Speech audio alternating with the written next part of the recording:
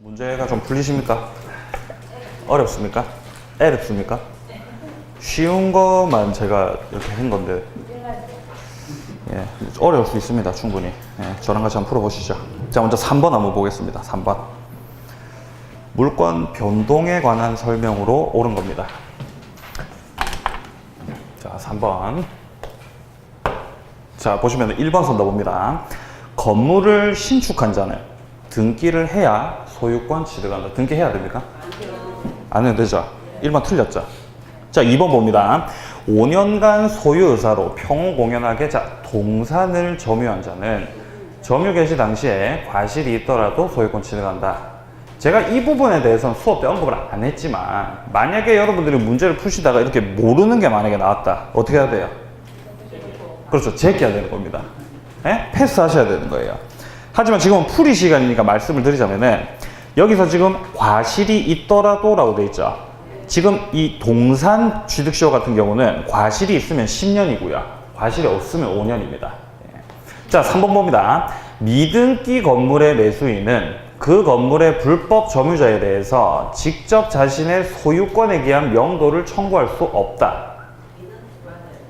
맞습니까? 자, 이 3번 같은 경우는요, 자, 미등기 매수인이라고 되어 있습니다. 자, 이렇게 건물이 있습니다. 이렇게 건물이 있는데, 이 건물을 만약에 갑이 최초로 신축을 했다. 하지만 등기는 안 했습니다. 그렇다 하더라도 갑은 이 건물의 소유자죠. 예. 자, 그런 상황에서 팔았다. 매매계약 체결했다, 둘이서. 자, 이렇게 매매계약을 체결하게 되면은, 을은 매매계약을 체결했기 때문에 당연히 매수인의 지위에 서게 됩니다. 하지만 등기를 안 했죠. 그렇기 때문에 미등기 매수인이라고 하는 거예요.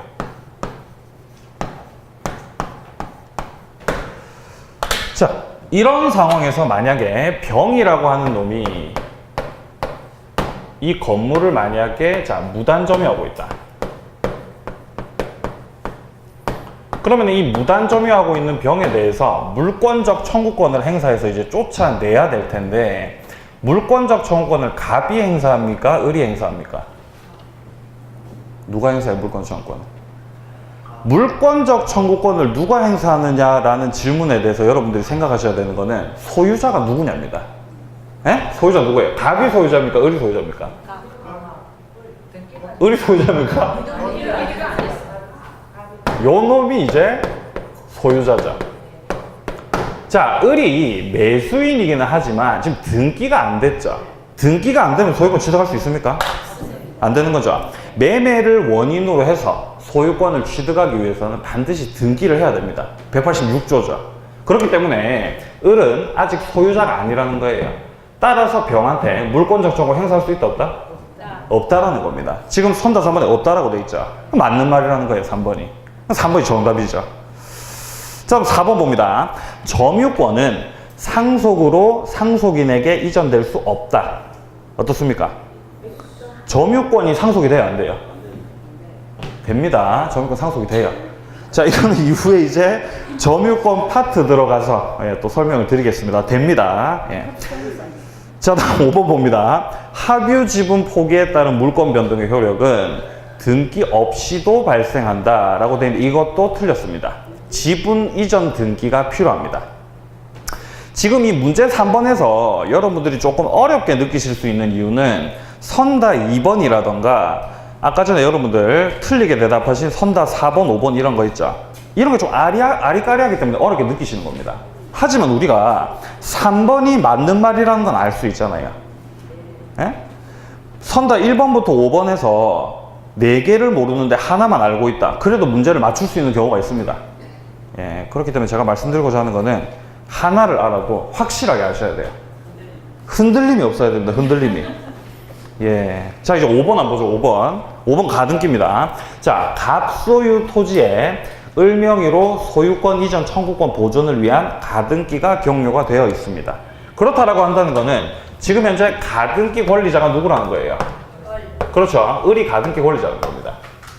요 놈이 이제 가등기 권리자다. 요런 상태라는 겁니다. 자, 이런 상태에서 다음 설명 중 옳은 겁니다. 자, 1번 봅니다. 가등기가 있다고 해서 을이 갑에게 소유권 이전 등기를 청구할 법률 관계의 존재가 추정되지 않는다. 어떻습니까? 추정이 돼요, 안 돼요? 안 됩니까?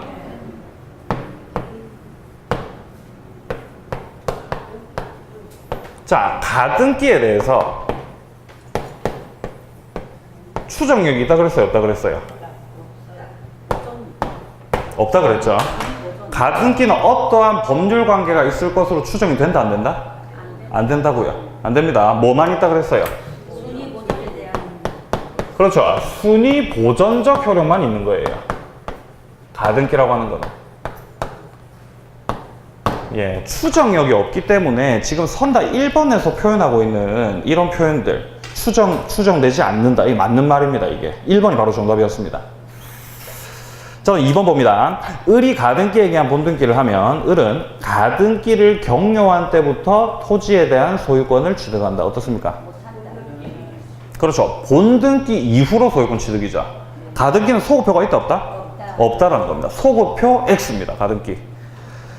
자, 다음 3번입니다. 갑이 토지에 대한 소유권을 병에게 이전한 뒤 을이 본등기를 하려면 병에게 등기 청구권을 행사해야 된다. 어떻습니까? 맞아요, 틀려요? 틀렸죠? 아니, 지금 1번이 맞는 말이잖아요. 그럼 3번 당연히 틀렸죠? 그렇죠, 맞습니다. 지금 이 상태에서 갑이 병한테 이렇게 갖다 판 상황이라고 한다면은 이 가등기 권리자가 자신의 가등기에 의해서 본등기 청구를 할 때 누구한테 청구한다? 요 놈한테 청구. 예, 맞습니다. 가등기 당시 소유자한테 청구를 하는 겁니다. 본등기 청구를요. 예, 따라서 지금 선다 3번에 나와 있는 거 병이 아니라 갑에게 등기 청구 행사를 하는 겁니다. 자, 다음 4번입니다. 을의 가등기 후 갑이 정에게 저당권을 설정해주고 을이 본등기를 하면은 을은 정을 위한 물상 보증인의 지위에 있게 된다. 자, 가등기가 들어오고 그 이후에 그 가등기를 해할 수 있는 다른 물건이 들어왔다. 근데 본등기가 됐다. 그럼 그 밑에 있는 것들은 다 어떻게 돼요? 그렇죠. 직권 말소가 돼요. 이 저당권도 직권 말소입니다. 예, 뭔 물상 보증인입니까? 아닙니다. 자, 다음 5번. 을은 가등기된 소유권 이전 청구권을 가등기에 대한 부기등기의 방법으로 타인에게 양도할 수 없다. 자, 지금 이 가등기 권리자 을이 자신의 가등기를 다른 애한테 넘길 수 있을까요? 넘길 수 있을까요? 없을까요? 넘길 수 없습니까? 몰라요?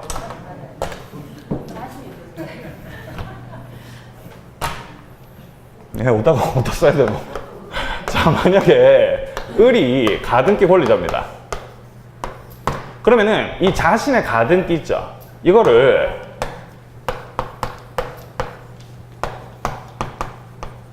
양도할 수 있습니다. 양도할 수 있다고요. 다만 양도를 할 때 이 가등기 같은 경우는 갑구에 하는 등기입니다. 갑구에 만약에 을이 2순위로 만약에 2번 등기로 만약에 가등기를 했다. 그러면은 이 병한테 넘어올 때는 이렇게 부기 등기 방식으로 넘어가는 거예요. 왜 그럴까요? 에? 왜 이렇게 부기로 넘어갈까요? 3으로 안 넘어가고. 에? 순위를 보존해야 되겠죠. 그렇기 때문에 이제 부기 등기 방식으로 넘어가는 거예요. 3으로 하면은, 예, 3으로 하면 안 되는 거죠. 예, 맞습니다. 순위가 바뀌기 때문에 안 되는 거죠. 그러니까, 을이 가지고 있는 현재 이 2순위를 그대로 넘겨받기 위해서는 2-1로 와야 된다는 겁니다. 뭔 말인지 아시겠죠? 순위를 보존하기 위해서 그렇습니다. 예, 따라서 부기 등기의 방식으로 예, 양도할 수가 있는 거죠. 틀렸습니다. 자, 책을 넘겨보시고요. 자, 이제 7번 보겠습니다. 7번. 등기 청구권의 법적 성질이 다른 겁니다. 여러분, 우리가 문제 풀 때 등기 청구권과 관련된 문제가 나왔다. 그럼 뭘 판단하시는 거예요? 그렇죠. 과연 이 등기 청구권이 물권적 청구권인지 채권적 청구권인지를 판단하시는 거죠. 이거 판단 기준이 뭐예요?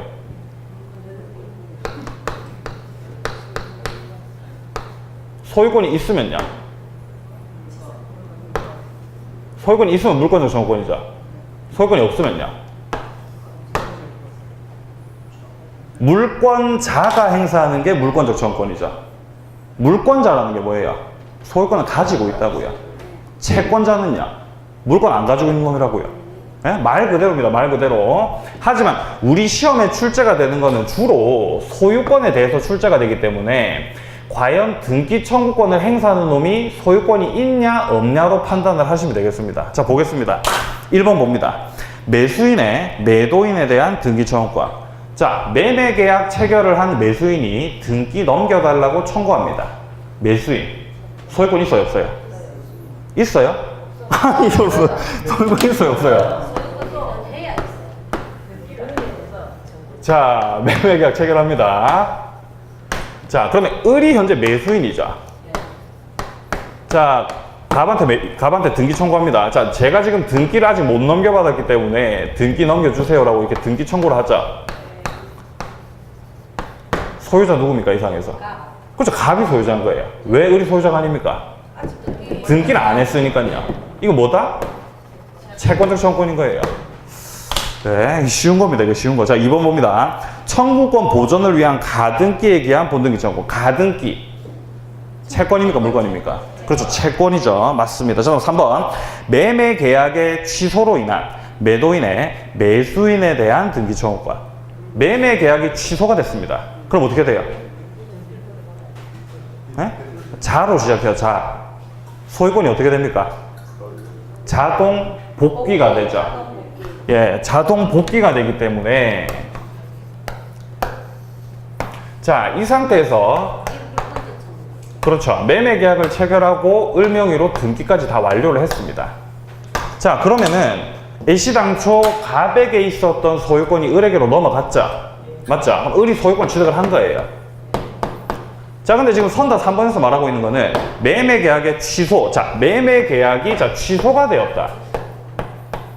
자, 이렇게 되면 소유권이 어떻게 된다고요? 예? 자동 복귀되는 거죠. 자, 등기부상에는 지금 을 명의로 등기가 되어 있지만 소유권이 이렇게 자동 복귀가 되기 때문에 갑이 을에 대해서 등기 청구를 할 때는 소유자의 지위에서 등기 청구를 하게 되는 것이죠. 따라서 물이다, 채다? 물. 네? 물이라고요, 물. 그렇기 때문에 이제 1, 2번 같은 경우는 채권적 청구권인데 3번이 물권적 청구권이기 때문에 성질이 다르죠. 3번이 이제 정답이 되는 거예요. 자, 4번 보겠습니다. 시효 취득에 기한 등기 청구권입니다. 취득 시효, 등기 청구권. 물권적 청구권입니까? 채권적 청구권입니까? 채권이죠. 시효를 완성하면은 소유권을 취득합니까? 네? 시효 완성하면 소유권 취득하죠? 아니죠. 등기해야 되죠. 따라서 채권적 청구권인 거죠. 4번도. 자, 5번. 중간 생략 등기에 있어서 최종 양수인의 최초 양도인에 대한 등기 청구권. 중간 생략 등기를 했는데 최종 양수인이 등기 넘겨달라고 합니다. 소유자입니까? 최종 양수인이? 아니죠. 아니죠. 매매 계약이랑 똑같은 상황이에요, 지금. 따라서 채권적 청구권인 거죠, 5번도. 예, 그래서 정답은 3번이었고요. 자, 다음 이제 8번 보겠습니다. 토지거래 허가구역 밖에 있는 토지에 대해서. 토지거래 허가구역 밖입니다, 밖. 만약에 아니라고 하면 어떻게 되는 거예요? 무효죠. 예, 보겠습니다. 밖인 토지에 대해서 최초 매도인 갑, 중간 매수인 을과 최종 매수인 병 사이에 순차로 매매 계약이 체결되고 이들 간의 중간 생략 등기 합의가 있는 경우에 관한 설명으로 틀린 겁니다. 합의가 있답니다. 자, 1번에 을의 갑에 대한 소유권 이전 등기 청구권은 소멸하지 않는다. 매매 계약이 어쨌든 체결이 됐죠. 갑과 을 사이에. 예, 그렇기 때문에 등기 청구권은 그대로 있습니다. 맞는 말이고요. 2번. 갑을 사이에 계약이 제한 능력을 이유로 적법하게 취소가 되었다. 갑은 병합으로 경료된 중간 생략 등기의 말소를 청구할 수 있다. 어떻습니까? 자, 지금 현재 갑이 병합으로 경료된 등기의 말소를 청구할 수 있냐 없냐를 묻고 있는 건데 여기서 우리가 좀 주안점을 맞춰봐야 되는 게 뭐냐면은 지금 이 중간 생략 등기에서 합의라고 하는 거 있죠. 합의. 네? 지금 현재 갑을 병 이렇게 순차로 매매 계약을 체결하지 않습니까? 이렇게. 그러면은 이런 상태에서 중간 생략 등기에 합의가 있다 라고 하는 게 뭔 뜻이냐면은 3자 간의 합의가 있는 거죠. 이렇게 갑을병이 있을 때 여기도 합의가 있고 여기도 합의가 있고 여기도 다 합의가 있는 거죠. 그러니까 3자 간의 합의가 있는 거예요. 합의가 있다는 표현이. 자, 그런데 지금 선다 2번에서 얘기하고 있는 거는 갑을 사이의 계약이 지금 취소가 되었죠. 네? 갑을 사이의 계약이 취소가 되었답니다. 그럼 합의가 된 거예요, 안 된 거예요? 합의가 깨진 거죠. 예, 그러면은 이제 이런 경우에는 이제 말소 청구 되는 겁니다. 따라서 2번도 맞는 말이에요. 자, 다음 3번입니다. 갑은 을의 매매대금 미지급을 이유로 병 명의로의 소유권 이전 등기 의무 이행을 거절할 수 있다. 이거 동시 이행의 항변권입니다. 아직 내가 돈을 다 못 받았기 때문에 니한테 못 넘겨주겠다는 거죠. 자, 다음 4번입니다. 갑과 을과 병 중간 생략 등기 합의를 순차적으로 한 경우 병은 갑의 동의가 없더라도 갑을 상대로 중간 생략 등기를 청구할 수 있다. 어떻습니까? 갑의 동의가 있어야 돼요? 없어도 돼요? 3자 간 합의. 그렇죠. 3자 간 합의가 있어야 되는 거죠. 지금 현재 선다 4번에서 갑과 을은 합의가 있었죠. 그리고 을과 병도 합의가 있었죠. 자, 하지만 병과 갑 사이에 합의가 없다라는 겁니다. 선다 4번에서 하고 있는 얘기는. 예, 그렇기 때문에 이런 경우에는 직접 등기 청구를 할 수가 없는 거죠. 그럼 4번이 틀렸습니다. 자, 5번입니다. 중간 생략 등기 합의 후 갑을 사이의 매매 계약이 합의 해제가 됐습니다. 자, 갑과 을 사이의 계약이 해제가 됐다는 것은 뭡니까? 합의가 깨졌다는 거예요. 예, 그런 경우에 갑은 을, 병 명의로의 소유권 이전 등기 의무의 이행을 거절할 수, 당연히 거절할 수 있죠. 합의 깨졌으니까요. 예, 따라서 4번이 정답이었고요. 자, 다음 이제 17번입니까? 8번 한 다음에 17번 보겠습니다. 자, 17번은 혼동 문제입니다. 혼동에 의한 물권 소멸에 관한 설명으로 옳은 것을 모두 고르는 겁니다. 자, 기억 먼저 봅니다. 갑의 토지 위에 을이 1번 저당권, 병이 2번 저당권 가지고 있다가 을이 증여를 받아서 토지 소유권을 취득하면 1번 저당권은 소멸한다. 어떻습니까? 자, 을이 1번 저당권, 그 다음에 병이 2번 저당권이죠. 자, 이런 상태에서 을이 갑에게 증여를 받아서 소유권을 취득을 한 상황인 거죠. 자, 이런 경우 이 저당권 혼동으로 소멸해야 안 해요? 왜 안 합니까? 요것 때문에 안 하는 거죠. 예, 따라서 기억 틀렸고요. 자, 니은. 자, 을이 갑의 토지 위에 저당권을 설정받고, 지상권을 설정을 받고, 병이 그 지상권 위에 저당권을 취득한 후, 을이 갑으로부터 그 토지를 매수한 경우, 을의 지상권은 소멸한다. 그려집니까, 그림이? 그림 안 그려지죠? 이제 그리겠습니다. 나중에 이제 익숙해지시면은 굳이 안 그리셔도 머릿속에서 아마 그려지실 거예요. 자, 을이 현재 지상권자고요. 이 지상권을 목적으로 해서 지금 현재 저당권이 있는 것이죠. 자, 이런 상황에서 이 지상권자가 만약에 소유권을 취득을 했습니다. 그럼 혼동소멸 한다, 안 한다? 왜 안 합니까? 요 놈 때문에 안 하는 거죠.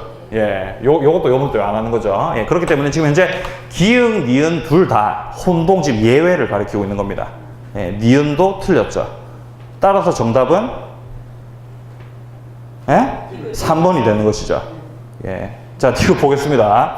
갑의 토지를 을이 점유하다가 을이 이 토지의 소유권을 취득하더라도 을의 점유권은 소멸하지 않는다. 점유권은 혼동과 상관이 있다, 없다? 없다 그랬죠. 예, 그렇기 때문에 디귿은 맞는 말이고요. 자, 다음 리을. 갑의 토지 위에 을이 지상권, 병이 저당권 가지고 있는 경우 병이 그 소유권을 취득하면 병의 저당권은 소멸한다. 자, 지금 현재 을이 지상권자고 후순위에 지금 현재 저당권이 있다는 거예요. 그러면 이 저당권자가, 이 후순위에 있는 저당권자가 만약에 소유권을 취득했다. 혼동으로 소멸할까요, 안 할까요?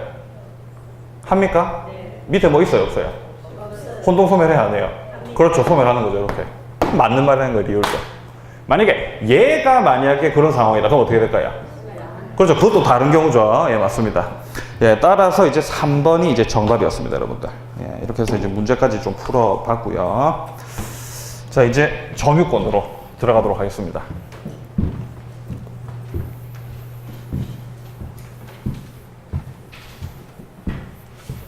물권 강론 같은 경우는 이제 팔물권 중에서도 이제 질권을 제외하고 7가지의 물권을 하게 되는데 그 중에서도 이제 첫 번째 주자가 바로 점유권입니다. 점유권.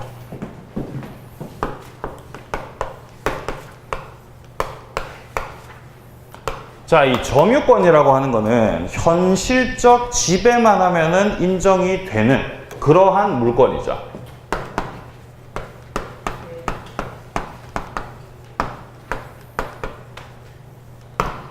자, 이 점유권 파트에서 나오는 것들, 굵직굵직한 것들 좀 살펴보고 본격적으로 책을 보도록 하겠습니다.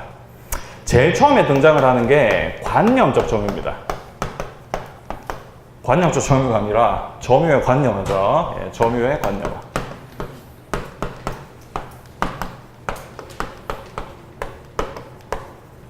점유의 관념화에서 이제 3가지가 나옵니다. 자, 첫 번째, 상속인의 점유.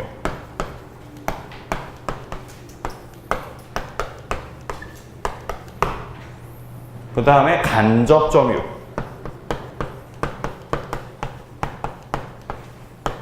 점유 보조자. 이렇게 3가지가 나와요. 이렇게 이제 3가지가 이제 나오게 되고요. 자, 그 다음에 이제 나오게 되는 게 점유의 종류가 나옵니다. 우리 책에는 점유의 태양이라고 되어 있어요. 태양. 이 태양이 썬이 아닙니다. 예, 이 태양이 썬이 아니라 종류입니다. 종류. 책을 어렵게 써놨죠. 종류입니다. 점유의 종류 부분에서 우리가 반드시 알아야 되는 거는 자주점유, 그 다음에 타주점유를 구분할 수 있어야 되고요. 자주, 타주. 그 다음에 선의점유, 악의점유. 네, 요거를 이제 알고 계셔야 됩니다. 자, 그 다음에 점유의 추정력이라고 하는 게 있어요.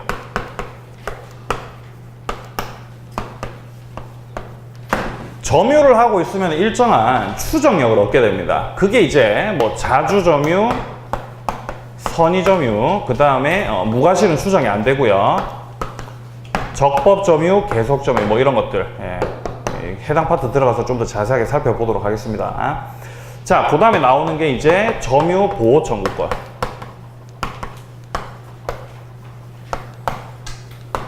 점유 보호 청구권 같은 경우는 이제 물권적 청구권 중에서도 소유권에 기한 물권적 청구권과 약간 좀 비교가 필요한 부분이 있습니다. 예, 그 부분들 또 중점적으로 해서 설명을 좀 드리겠습니다. 그 다음에 한 가지 더 있죠. 점유자, 회복자의 관계. 점유자와 회복자의 관계입니다. 예, 뭐 이 정도 하면은 이제 점유권은 다 정리가 됩니다, 여러분. 자, 보겠습니다. 자, 215페이지입니다. 자, 점유권. 점유권의 의의입니다. 자, 이 점유라고 하는 거는, 자, 나와 있으면 쌍가로 읽어봅니다. 점유란 물건이 사회관념상 어떤 사람의 사실적 지배에 있다고 보여지는 객관적 관계를 말하는 것으로서 그 줄 오른쪽에 가보면요. 반드시 물건을 물리적, 현실적으로 지배하는 것만을 의미하는 것은 아니고 시간적, 공간적 관계와 본유관계, 타인 지배, 배제 가능성 등을 고려해서 자, 사회관념에 따라서 한목적적으로 판단한다. 뭐 이런 식으로 많이 나와 있는데 여기서 알아야 될 건 이제 사실적 지배만 아시면 돼요. 사실적 지배, 현실적 지배. 자, 그리고 쌍거로 2번에 3번째 줄 보세요. 본권의 유무는 불문한다 라고 돼 있죠. 본권이 있냐 없냐는 상관이 없어요. 현실적으로 지배하면 인정되는 게 점유권입니다. 책을 넘깁니다.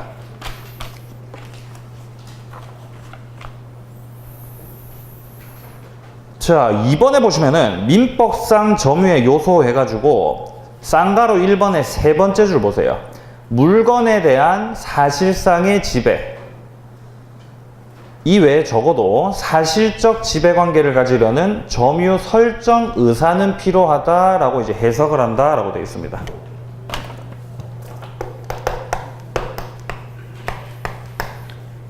자, 점유권이라고 하는 거는 현실적 지배, 그리고 다른 말로 사실적 지배라고도 하는데 이것만 있으면 인정이 됩니다. 요것만 있으면 인정이 돼요. 자, 그런데 이거 이외에도 점유 설정 의사라는 게 필요하다고 하고 있죠. 점유 설정 의사가 뭐냐면은 지금 내가 이 물건을 현실적으로 점유를 하고 있구나 라고 하는 그런 점유 인식을 말하는 겁니다. 뭐 이런 거 뭐 크게 중요한 건 아닙니다. 그냥 개념을 파악하기 위해서 보는 거죠. 자, 그 밑에 이제 3번의 점유권 의 부분에 보시면은 쌍가로 1번 두 번째 줄 보세요. 중간 정도 보시면요. 사실상 지배에 부여되는 법적 힘입니다. 점유권은. 자, 이 정도에서 이제 의미 파악을 해 두시고 밑으로 쭉 내려오셔서 이제 네모 2번에 보시면 이제 점유의 관념화 나와 있죠. 자, 의 봅니다. 물건을 사실상 지배하지 않는 경우에도 예외적으로 점유가 인정이 되는 경우가 있더라 이 말입니다. 그게 이제 점유의 관념화죠. 첫 번째로 나와 있는 게 상속인의 점유입니다.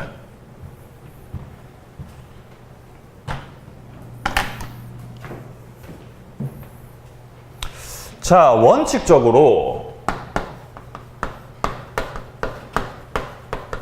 현실적 지배를 하면은요. 현실적 지배를 하게 되면은 점유권이 있는 것이죠. 이게 원칙이에요, 원칙. 자, 그런데 이것과 좀 예외적인 부분이 있다는 겁니다. 그게 이제 여기서 말하는 점유의 관념하고 그중 첫 번째가 이제 상속인의 점유입니다.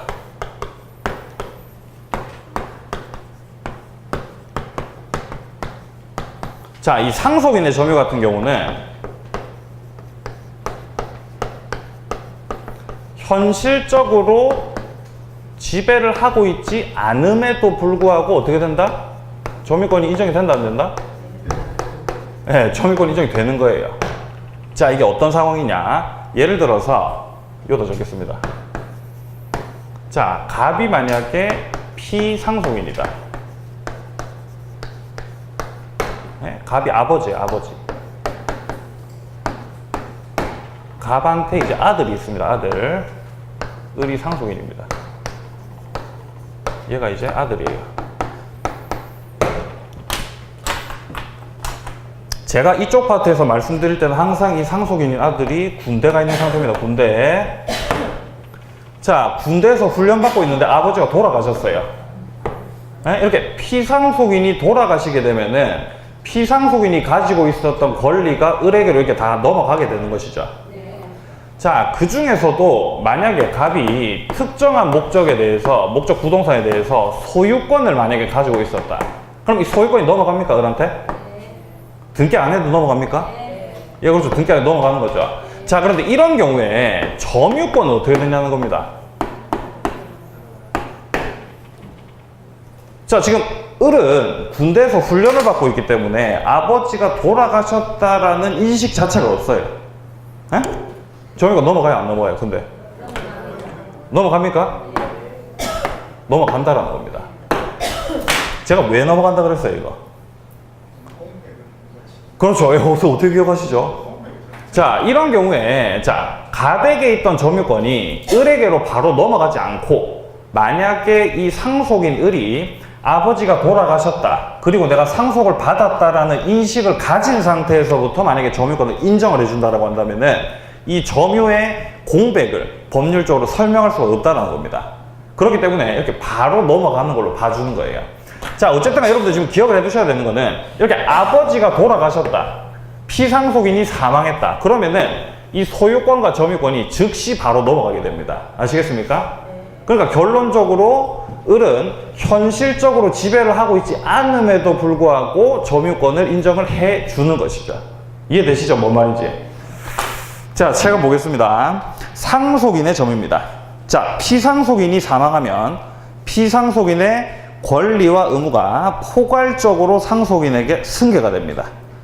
자, 그리고 이제 오른쪽 페이지에 보시면은 자, 피상속인이 점유하던 물건을 상속인이 현실적으로 점유할 때까지 상속인의 점유는 자, 관념적 점유가 된다. 바꿔 말하면 점유권이 인정이 된다라는 겁니다. 이해되시죠? 예, 좋습니다.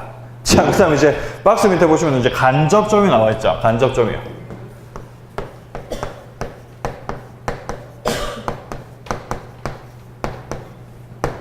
이 간접 점유 같은 경우는요, 마찬가지로 요 놈도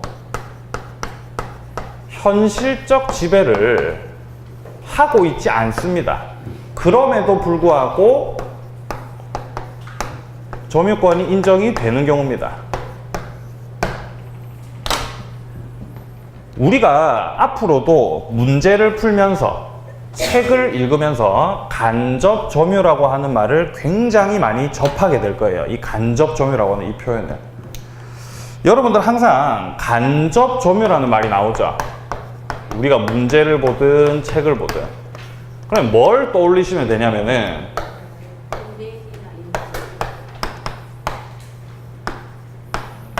임대차를 떠올리시면 됩니다. 간접 점유가 나왔을 때 임대차를 가지고 문제를 풀면 다 풀리게 돼 있어요. 자, 예를 듭니다. 자, 갑과 을이 임대차 계약을 체결했습니다.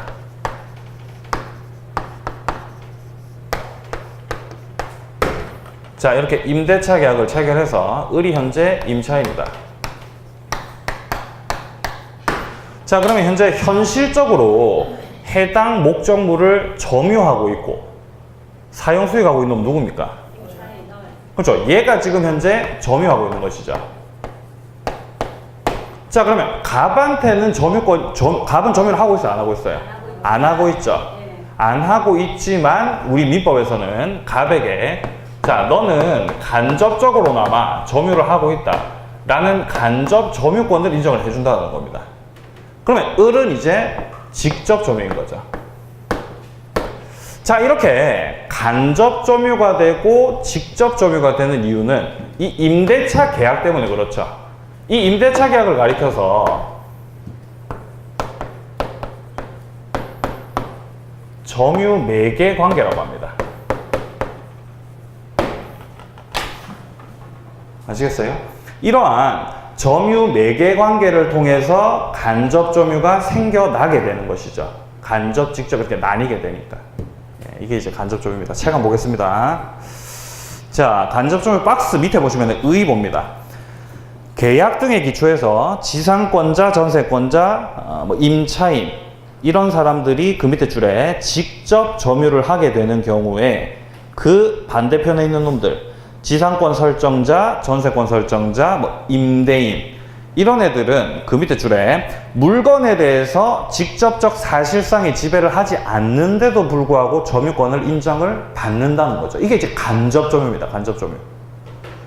자, 그 밑에 쌍가루 2번에 간접 점유의 성립 부분에 보시면은 점유 매개 관계가 존재할 것이라고 되어 있죠. 이게 바로 제가 예를 들었던 임대차 계약 이런 걸 말하는 거예요.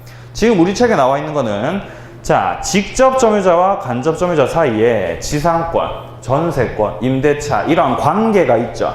이게 이제 점유 매개 관계라는 겁니다. 자, 그리고 그 밑에 좀 내려와 보시면 디귿에 보시면은 점유 매개 관계는 중첩적으로 있을 수 있으며 라고 되어 있죠. 그리고 반드시 유효한 것일 필요는 없다라고 되어 있습니다. 이 점유 매개 관계가 중첩적일 수 있느냐? 자, 만약에 임차인 을이 병과 다시 임대차 계약을 체결한다. 이렇게 할 수 있습니까? 할 수 있어, 없어요? 할 수 있죠? 이게 뭐예요, 이게? 이게 전대차도 전대차.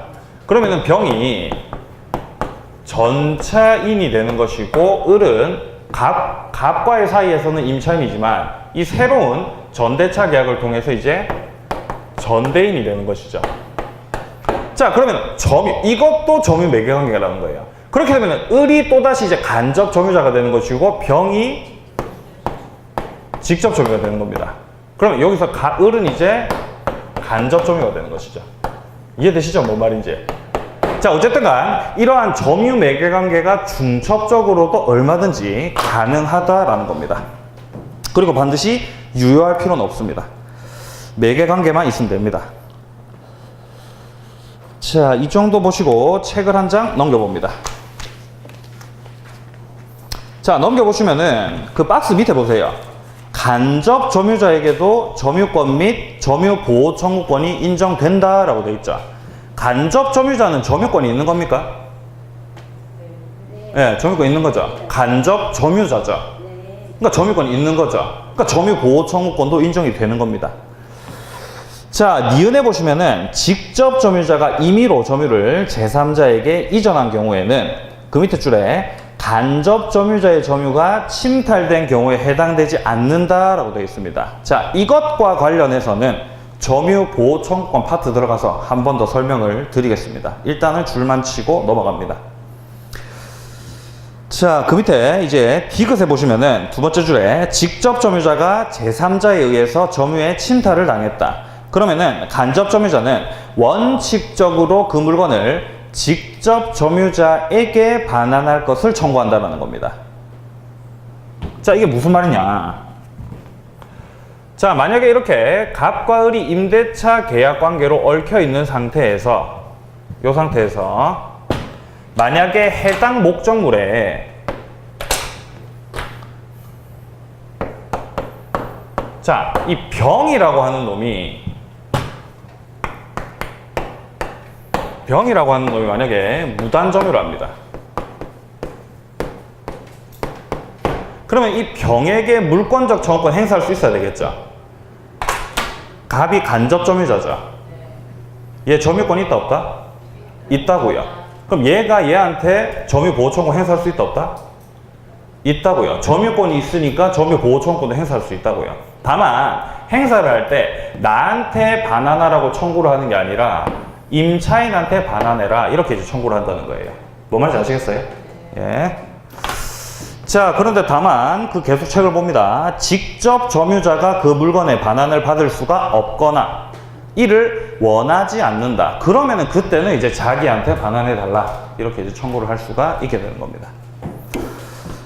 자, 그 다음에 이제 책을 밑으로 조금 내려와 보시면은 동그라미 3번에 간접 점유자는 자력 구제권은 인정되지 않는다라고 되어 있죠. 예, 요거 좀 밑으로 좀 쳐 두시고요.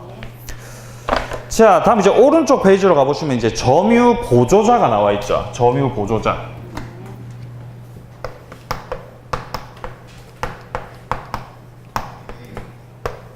이 점유 보조자 같은 경우는 현실적으로 지배를 하고 있습니다. 하고 있지만 점유권 인정이 된다, 안 된다? 안 된다고요. 자, 점유보조자의 가장 대표적인 게 편의점 알바생을 생각하시면 됩니다, 여러분들. 점유권 있다, 없다? 없다고요. 왜 점유권이 없는 거예요? 점유보조자잖아요. 네? 보조자잖아요, 보조자. 이미 그 단어 속에 다 의미가 포함이 되어 있는 거예요. 얘는 점유를 보조하는 놈에 불과한 거지 점유권이 있다, 없다? 없다라는 겁니다. 자, 의의봅니다.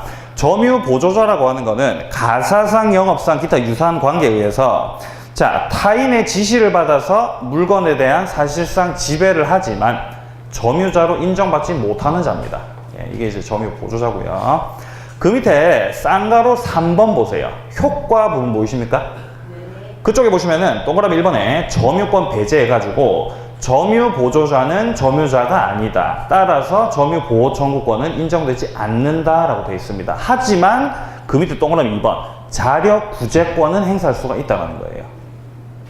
자력 구제권이라고 하는 거는 점유에 침탈을 당했을 때 바로 쫓아가서 뺏어올 수 있는 거. 그게 이제 자력 구제권입니다. 알바 뛰고 있는데 물건을 훔쳐갔다. 그럼 잡아야 돼요? 안 잡아야 돼요?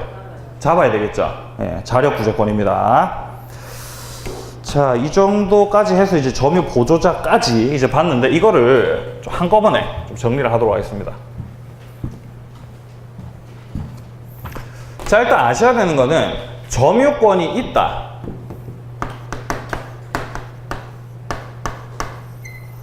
점유권이 있으면은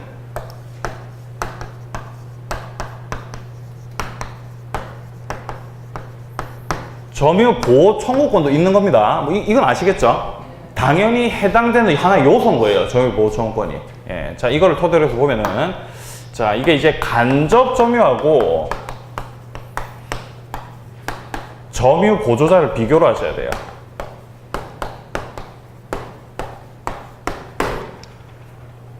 간접 점유자는 점유권이 있다 없다?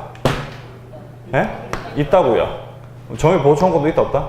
있는 거죠. 뭐 당연한 거죠. 점유 보조자는 점유권이 있어요 없어요? 없는 거죠. 점유 보호 청구 있어요 없어요? 뭐 따라서 없는 거죠. 자, 하지만 자력 구제권.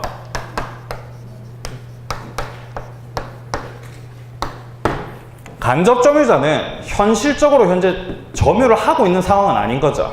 쫓아가서 뺏어올 수가 없죠. 그렇기 때문에 자력 구제권이 없는 것이고요. 점유 보조자는 자리 규제가 있는 거죠. 이렇게 비교를 해두시면 되겠습니다. 자, 이렇게 해서 이제 점유의 관념화를 봤고요. 책을 한 장 넘겨보시면 이제 점유의 태양이 나와 있습니다.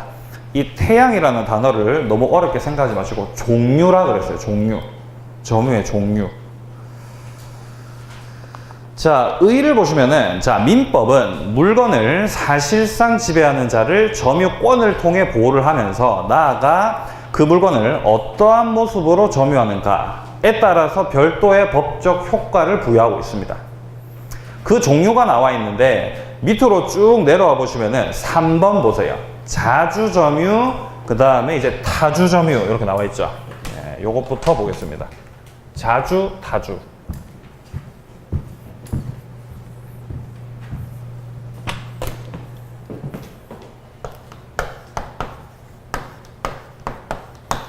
자, 자주점유가 있고요. 그 다음에 타주점유가 있습니다. 이 자주점유하고 타주점유를 판단하는 기준은 소유의 의사를 가지고 판단합니다. 소유의 의사가 만약에 있다, 그러면은 자주점유인 것이고요. 소유의 의사가 없다, 그러면 타주점유입니다. 자, 예를 들어서 도둑놈이다. 도둑놈은 소유의 의사가 있어요, 없어요? 자주점유겠죠? 예, 얘는 자주점유입니다. 만약에 특정한 부동산의 매수인이다. 소유의 의사가 있는 거죠. 자주점유라는 거예요. 아시겠습니까? 자, 만약에 임차인이다. 소유의 의사가 있습니까? 내가 이걸 소유하려고 하는 거예요? 빌려 쓰려고 하는 거예요? 빌려 쓰려고 하는 거죠. 타주점유라는 거예요. 소유의 의사가 없다는 겁니다. 전세권자, 소유의 의사가 있습니까? 없죠. 예, 타주점유라는 겁니다. 자, 책 한번 보겠습니다. 자, 의에 보시면은, 자, 기억에 자주점유라고 하는 거는 소유의 의사를 가지고 하는 점유라는 거예요. 그리고 타주점유란 그 밑에 줄에 타인이 소유권을 가지고 있다는 것을 전제로 한 점유다. 자, 이걸 좀 더 쉽게 정리하자면은 소유의 의사가 있으면 자주점유고, 네? 없으면 타주점유고, 이렇게 판단하시면 됩니다. 자, 그 다음에 이제 니은에 보시면은, 자, 소유의 의사라고 하는 거는 그 밑에 줄 오른쪽에 보시면요, 어떤 물건에 대해서 소유권 유무를 불문하고 마치 그 물건에 대해서 소유자처럼 내가 지배하겠다라는 이 의사, 이게 이제 소유의 의사라는 거예요. 그렇기 때문에 도둑놈도 예, 자주점유인 것이죠. 예. 자, 오른쪽에 보시면은 맨 위에 관련 판례 나와 있죠. 요거 한번 읽어보겠습니다. 자주점유라 함은 소유자와 동일한 지배를 가지려는 의사를 가지고 하는 점유. 이게 이제 자주점유고요. 그래서 이제 그 밑에 줄에 보시면은 중간 정도에 보시면은 즉 소유권을 가지고 있거나 또는 소유권이 있다고 믿고서 하는 점유. 이건 아니라는 겁니다. 예, 소유를 하려고 한다. 그러면 이제 자주점유라는 겁니다. 이렇게 판사님께서 말씀을 하셨습니다. 자, 그리고 그 밑에 이제 쌍가루 2번에 보시면은 동그라미 1번의 두 번째 줄 보세요. 객관적으로 판단한다 라고 되어 있죠. 이렇게 자주점유냐 타주점유냐에 대해서는 객관적으로 판단한다는 겁니다. 주관적으로 판단하는 것이 아니라 객관적으로 판단한다. 자, 그리고 그 밑으로 쭉 내려와 보시면요. 자, 내려와 보시면은, 자, 관련 판례 밑에 동그라미 2번 봅니다. 매수인, 수증자, 절도범, 이런 애들은 이제 자주점유고요. 예, 도둑놈이죠. 자, 그 다음에 지상권자, 전세권자, 임차인, 요런 애들은 이제 타주점유입니다. 자, 그리고 동그라미 3번에 보시면은 그 줄 첫째 줄 끝에 쪽에 보시면요. 자, 자주인지 타주인지 알 수가 없다. 에? 아리까리하다. 그러면은 점유자는 소유의 의사로 점유한 것으로 추정한다 라고 되어 있습니다. 자주점유로 추정이 된다라는 거예요. 자주점유 추정. 그러니까 특별한 사정이 없는데 어떤 사람이 점유를 하고 있다. 그럼 그거는 자주점유로 봐준다라는 겁니다. 아시겠습니까? 예, 좋습니다. 자, 이제 책을 자, 해서 이제 그 밑에 판례 한번 보겠습니다. 판례. 221페이지 맨 밑에 네모 박스 보이시죠? 판례 2번 한번 보고 가겠습니다. 2번 판례 둘째 줄 중간 정도 보시면은 점유자는 소유의 의사로 평온공연하게 점유한 것으로 추정이 되기 때문에 점유자에게 적극적으로 그 점유 권한이 자주임을 주장, 입증할 책임이 있는 것은 아니고 라고 되어 있죠. 추정이 되는 거기 때문에 입증할 필요가 없다라는 거예요. 그래서 이제 이 추정을 깨트리려고 한다면은 계속 봅니다. 점유자의 점유가 타주 점유임을 주장하는 상대방이 이거를 입증해야 되는 것이죠. 예. 자, 책을 넘기도록 하겠습니다. 자, 넘겨보시면은 이제 자주점유에 해당하는 경우가 나와 있어요. 판례 계속 읽어보겠습니다. 관련 판례 1번 보시면은 지상 건물과 함께 그 대지를 매수 취득해서 점유를 개시함에 있어서 그 밑에 줄입니다. 중간 정도 보시면요. 매수인이 보이십니까? 그 건물 외벽을 기준으로 부지를 인도받은 경우 매수인은 매매 대상인 건물 부지 면적이 등기부상 면적을 초과해서 인접 토지를 침범하고 있다는 사실을 알고 있었다고 보기 어렵다라고 되어 있고요. 지금 이건 문장이 굉장히 복잡하기 때문에 3번을 보고 같이 설명드리겠습니다. 3번 판례 보세요. 토지를 매수 취득해서 점유를 개시함에 있어서 매수인이 착오로 인접 토지의 일부를 그가 매수 취득한 토지에 속하는 것으로 믿고 점유했다. 그 밑에 줄에 자주라고 돼 있어요? 타주라고 돼 있어요? 자주. 그렇죠. 자주라는 겁니다. 예를 들어서 토지를 샀는데요. 자, 토지를 샀습니다. 자, 갑과 을이 토지에 대해서 매매 계약을 체결해서 을이 토지를 샀는데 토지가 예를 들어서 뭐 이런 식으로 되어 있습니다. 자, 이런 식으로 되어 있고 여기에 만약에 뭐 이런 식으로 이렇게 뭐 울타리 같은 게 쳐져 있는 거예요. 이렇게. 예? 아, 그림 잘 그렸네요. 자, 이렇게 울타리 같은 게 쳐져 있는데 실질적으로 공구상 따져봤을 때는 갑이 현재 소유하고 있던 토지가 여기까지가 만약에 갑 소유 토지였다. 근데 이 토지를 산 을의 입장에서 봤을 때는 여기에 지금 울타리가 쳐져 있기 때문에 이 울타리까지가 갑 소유 토지였다라고 생각할 수도 있겠죠. 그렇게 착오했다라는 거예요. 그렇게 착오를 한 상태에서 토지를 사가지고 여기를 다 점유하고 있다. 그러면은 이 점유, 이 부분에 대해서는 을이 소유권을 가지기가 힘들다 할지라도 이 부분에 대해서 자주점유다, 타주점유다? 자주라는 거예요. 이 부분에 대해서 내가 소유를 하겠다라고 하는 소유의 의사가 인정이 되는 거거든요. 이해되시죠? 뭔 말인지? 예, 이런 취지의 판례였습니다. 자, 그 다음에 이제 쌍가로 5번 봅니다. 자주점유의 추정이 깨지는 경우입니다. 이 추정이라고 하는 거는 얼마든지 반대 입증을 통해서 깨트릴 수가 있습니다. 첫 번째 줄 보시면은 추정된 사실과는 반대의 사실이 증명이 됐다. 그러면은 추정된 사실은 깨지게 됩니다. 예, 이건 이제 소송을 가가지고 너는 자주점유가 아니라 타주점유야. 이렇게 해서 입증을 하게 되면은 이제 깨지게 됩니다. 뭐 이 정도만 봐두시면 되겠습니다. 자, 그래서 이제 그와 관련된 그 밑에 판례 한번 보겠습니다. 그 밑에 관련 판례 1번 보시면은 무효인 법률 행위에 의해서 부동산을 취득해서 점유하게 된 자가 그 법률 행위가 무효임을 안 때에는 소유의 의사로 점유한 것으로 볼 수 없다라고 되어 있습니다. 자, 갑과 을이 어떤 특정한 토지에 대해서 매매 계약을 체결했다고 칩시다. 매매 계약. 매매 계약을 체결했고 을이 만약에 등기까지 했다. 그러면은 을이 소유권을 취득을 하겠죠, 당연히. 자, 그런데 지금 그거를 말하고자 하는 게 아니라 을이 어쨌든 간에 매수인의 지위에서 하게 되는 점유의 형태는 뭡니까? 자주예요, 타주예요? 자주점유겠죠. 자, 그런데 이후에 매매 계약이 무효가 되었다. 에? 무효가 되었고, 무효가 되었다라는 거를 을이 인식을 했다. 을이 알고 있었다. 그러면은 을이 계속 자주점유입니까?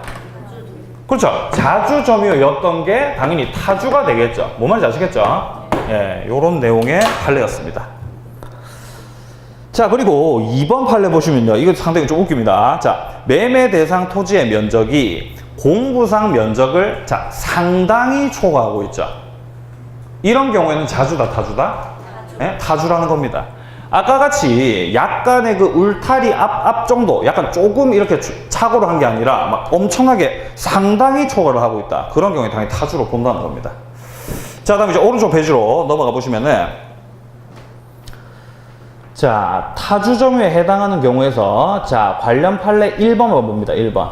타인의 토지 위에 분묘를 설치 또는 소유한다. 이건 당연히 뭐 타주점유겠죠. 분묘 기지권에 대한 내용입니다. 1번 같은 경우는.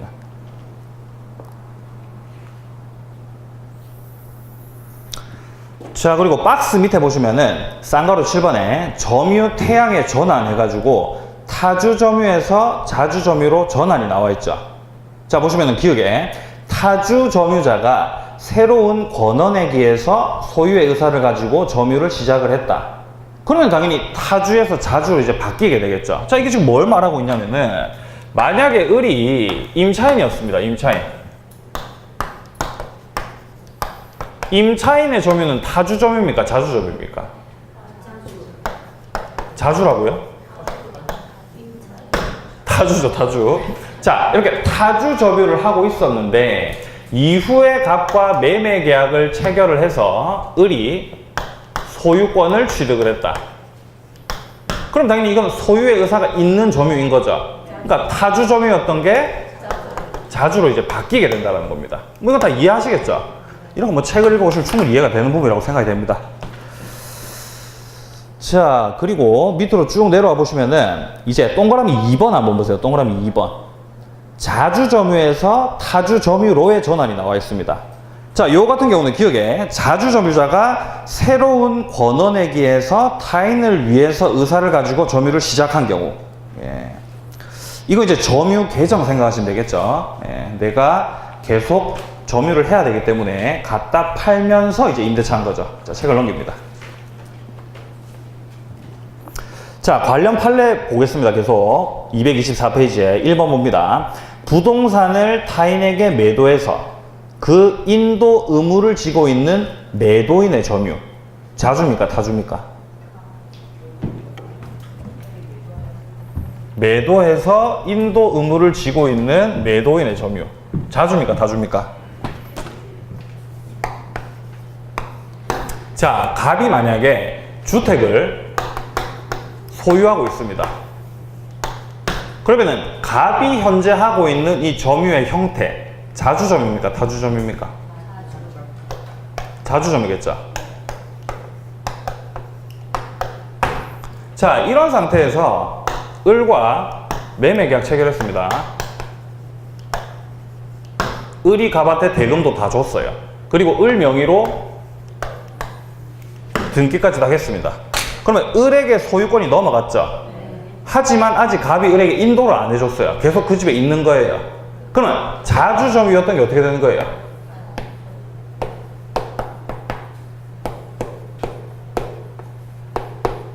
이해되세요? 뭔 말인지? 자, 그리고 그 밑에 2번 판례 보세요.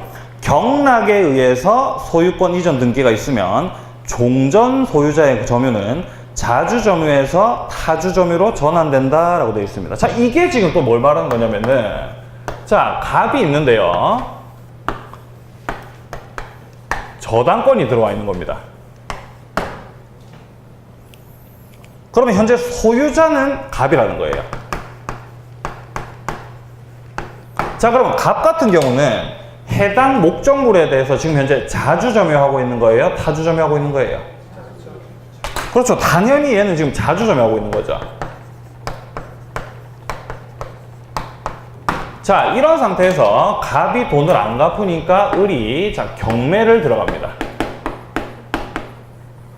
자, 경매를 들어가가지고 갑소유의 목적물을 누군가가 경락을 받았다. 자, 그래서 이 경락인이 경락대금을 다 냈다. 그럼 어떻게 돼요? 경락대금을 완납하는 순간 어떻게 됩니까?